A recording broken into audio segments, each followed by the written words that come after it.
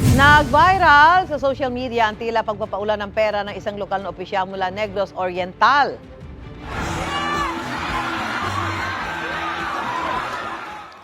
Naganap ito sa isang pagtitipon pero walang detalye kung kailan. Napanood na raw ito ng Commission on Elections at alam na rin nila ang pangalan ng local aspirant na namigay ng pera.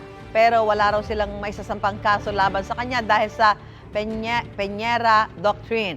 Yan ang desisyon ng Korte Suprema na nagsasabing may tuturing lamang na kandidato ang isang aspirant kapag nagsimula na ang campaign period. Para sa mga lokal na kandidato, magsisimula yan sa susunod na linggo pa, March 28. Kinukundina na pa rin naman daw ito ng COMELEC.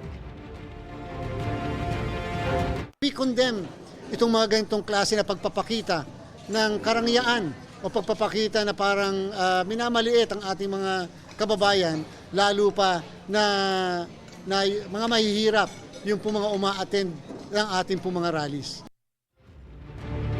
Gusto mo bang mauna sa mga balita? Mag-subscribe na sa GMA Integrated News sa YouTube at tumutok sa unang balita.